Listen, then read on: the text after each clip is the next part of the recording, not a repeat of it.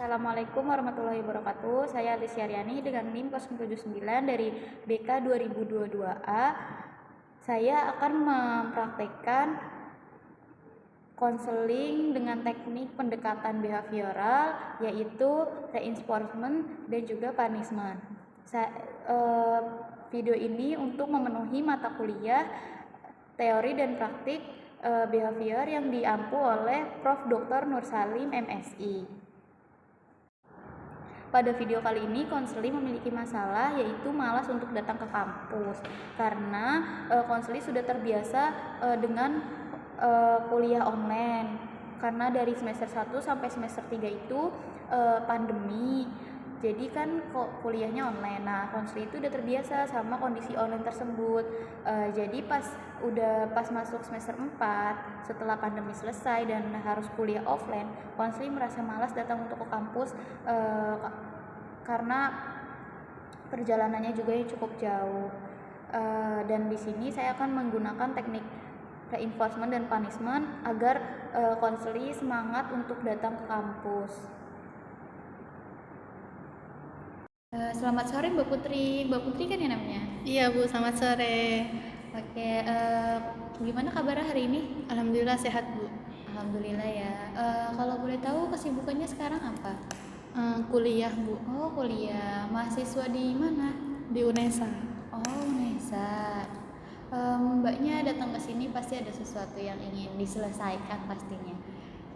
Iya Bu, saya ada sesuatu masalah yang harus saya selesaikan. Oke, kalau boleh tahu Mbak Putri udah pernah melakukan konseling atau datang ke konselor? Belum Bu, ini yang pertama. Oke, jadi belum tahu ya konseling itu apa? Iya Bu. Jadi sebelum kita konseling, saya akan menjelaskan konseling itu apa.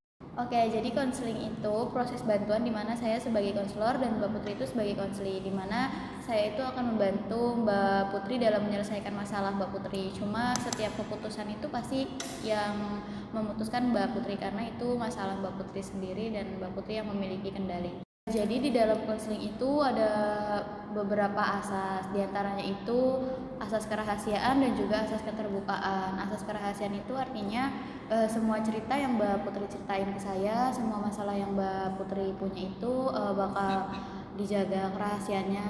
Terus kalau keterbukaan itu artinya Mbak Putri harus bersedia dan terbuka untuk menceritakan cerita Mbak Putri secara jujurnya. Oke, kalau boleh tahu masalah Mbak Putri itu apa? Gini Bu. Kan saya sekarang kan udah semester 4 ya Bu. Oh iya. Nah, waktu semester 1, 2, 3 itu kan pandemi ya Bu. Iya. Nah, jadi kan pandemi udah terbiasa tuh untuk online, pakai laptop, Zoom kan kayak gitu, nggak usah ke kampus. Nah, dari keterbiasaan itu, saya sekarang kuliah offline itu jadi males Bu, gitu. Jadi males ke kampus. Oh, jadi kayak gara-gara pandemi kemarin udah kebiasaan online, Mbak Putri itu jadi kayak malas buat berangkat kuliah gitu. Iya Bu. Tapi berarti Mbak Putri itu banyak yang bolos atau gimana kuliahnya? Iya sih Bu, kan biasanya di kuliah itu ada 3 kali bolos gitu ya Bu. Nah, saya jadi manfaatin itu Bu, setiap matkul 3 kali gitu. Mbak Putri tapi sadar gak kalau perilaku Mbak Putri ini itu menimbulkan dampak negatif bagi Mbak Putri? Iya Bu, soalnya kan nilai saya juga udah menurun gitu. Saya di kelas juga udah males untuk belajar gitu. Oke, tapi Mbak Putri kan datang ke sini berarti mau membuang perilaku buruk itu. Iya Bu. Nah,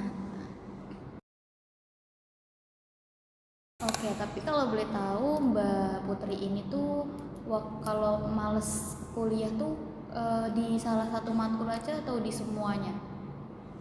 Semua matkul sih Bu, jadi saya itu kan ada 3 kali bolos ya, ya saya manfaatin di semua matkul. Oh, jadi buat sekarang tuh batas bolos itu udah kepake semua? Ada sih, enggak sih Bu, ada yang 2, terus ada yang 1 ada, tapi udah ada yang 3 juga. Ada yang kebablasan nggak sampai 4? Enggak sih Bu, Oh enggak, soalnya kan ya takut juga, jadi saya paksain aja lah.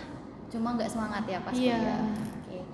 Tapi itu tuh kamu nggak mau masuk kuliah tuh benar-benar karena emang udah kebiasaan pandemi online, atau karena ada dosen ataupun temen yang kamu nggak suka gitu, males ketemu sama dia, jadi kamu nggak mau kuliah? Eh, enggak sih Bu, itu kayak ya kebiasaan aja karena kan waktu pandemi kan nggak ke kampus. Nah saya tuh juga jauh jaraknya kan dari kampus harus PP. Nah di jalan tuh lama kan, jadi malesnya tuh di jalan gitu Bu. Males di jalan, tapi pas di kampus tetap males atau Ya iya Bu, males? Oke, emang jarak dari mbaknya ngekos kan? enggak PP Bu. Oh PP, jaraknya dari rumah ke kampus lumayan jauh. Ya setengah jam lebih Bu, hampir 1 jaman. Oke, karena Mbak Putri kan males berangkat kuliah, tapi tetap dipaksain, itu sering telat juga. Iya Bu, itu sering telat. Tapi kalau boleh tahu tuh Mbak Putri tuh pasti punya teman kan di kuliahan. Nah, Iya. Mbak Putri tuh ini gak ada punya temen gak yang kayak nyemangatin Mbak Putri buat kayak ayo dong Put masuk kelas dong gitu kan, enak udah offline, kita bisa ketemu bisa main gitu, ada gak? Ada sih Bu, tapi ya nggak banyak, teman deket saya aja satu gitu. Tapi itu masih belum bisa ngedorong Mbak Putri buat kelas offline. Eh, ada sih Bu ya, paling sekali kan, nggak semuanya juga, soalnya kan saya lebih ke males gitu. Oke, tapi Mbak Putri tuh di kuliah tuh emang cuma kuliah, pulang kuliah, atau Mbak Putri ikut organisasi? Cuma ya kuliah pulang Bu, saya nggak ikut organisasi, karena juga udah males Bu. Oke, tapi sebelum kuliah offline ini kan kemarin kuliah online. Di kuliah online juga suka males-males gitu gak? Kayak buat Zoom atau ngerjain tugas. Kalau online enggak sih Bu, kan kalau online cuma ya tinggal buka laptop, tinggal masuk Zoom, dengerin dosen kayak gitu. Sedangkan kalau offline kan kita harus apa ya, lama di jalan gitu. Jadi nyampe kampus udah kayak eh, energinya udah habis di jalan gitu.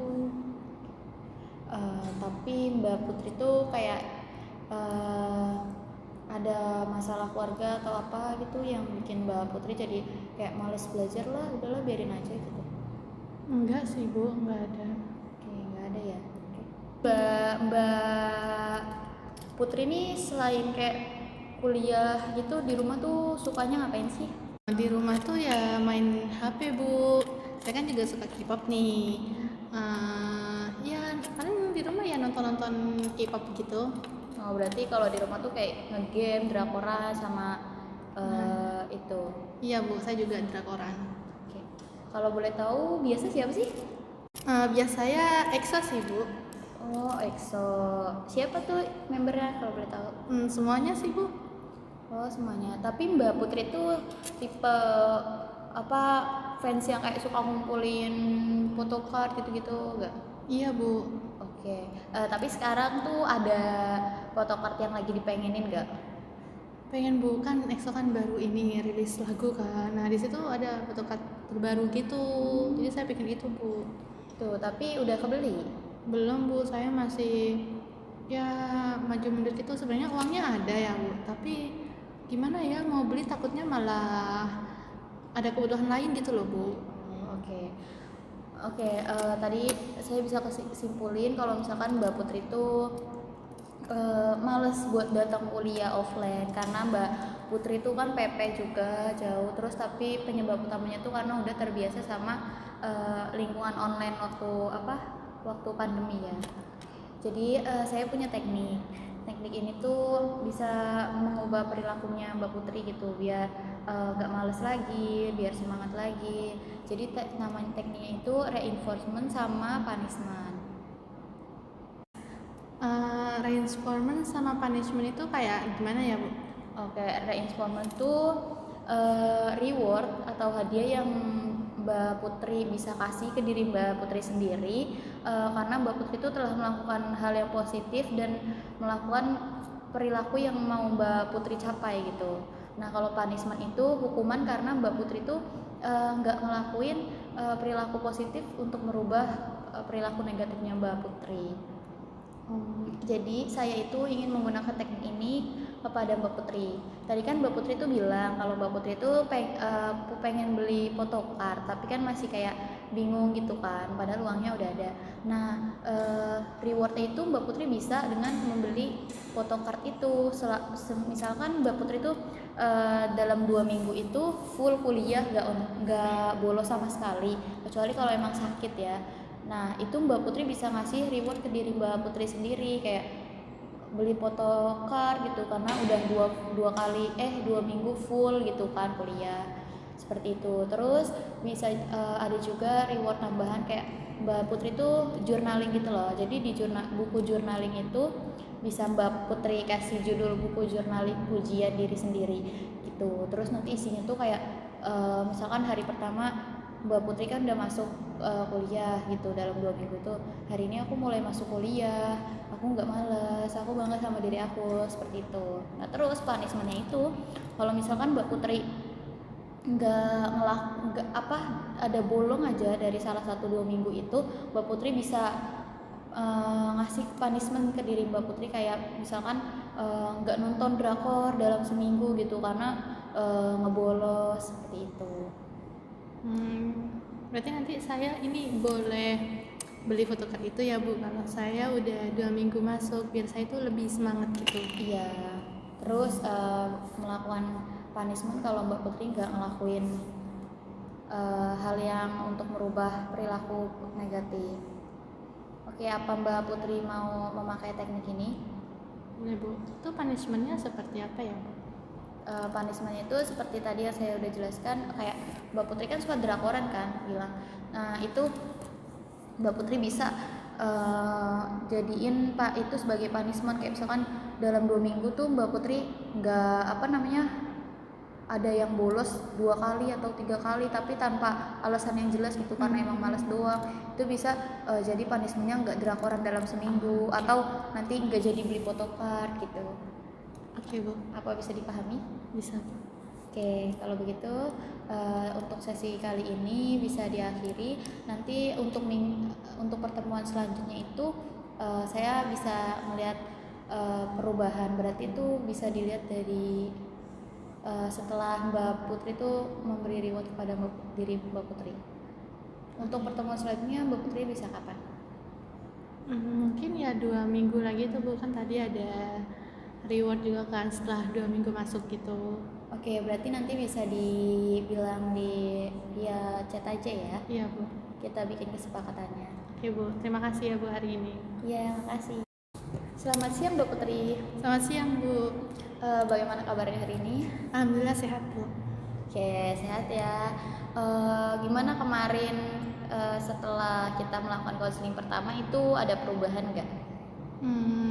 Ya ada Bu, saya sekarang sudah lebih rajin lagi masuk kuliah.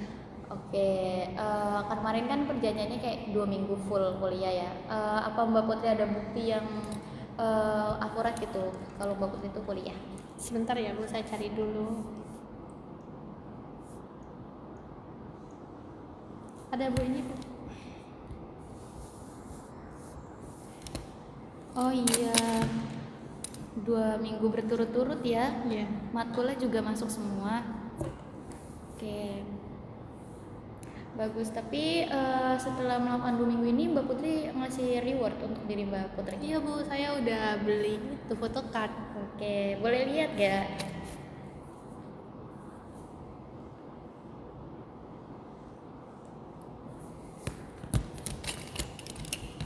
Oh, udah kebeli ya, 2 lagi. Pasti seneng banget. Iya Bu, seneng Bu. Oke, terus journalingnya udah dibuat juga? Oh udah nih. Saya tulis di kertas Bu. Oh iya, gak apa-apa.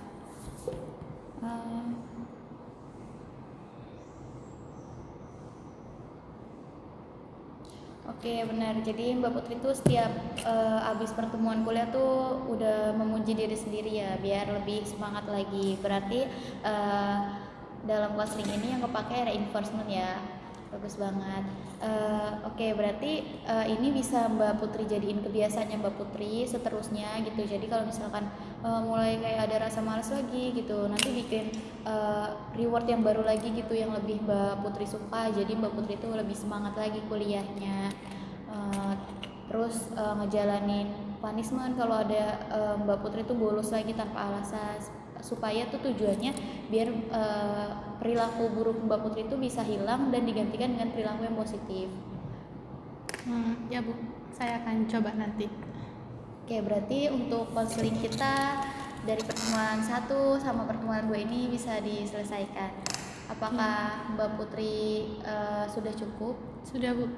Oke, terima kasih ya Bu Putri udah mau cerita dan percaya. Gimana perasaan Mbak Putri setelah konseling dan melakukan reward kepada diri sendiri? Lega sih Bu, jadinya saya tuh lebih semangat gitu untuk masuk kuliah. Soalnya kan setelah saya masuk kuliah 2 minggu berturut-turut gitu saya dapat reward gitu, jadi ya nggak males lagi. Oke, iya benar banget. Jadi semua itu biar Mbak Putri itu melakukan kebiasaan baik dan membuang kebiasaan yang buruk. Jadi kalau gitu konseling kita bisa kita cukupkan. Iya. Terima kasih Mbak Putri. Terima kasih juga Bu sudah membantu saya. Selamat sore. Selamat sore. Sekian dari saya, kurang lebihnya mohon maaf. Wassalamualaikum warahmatullahi wabarakatuh.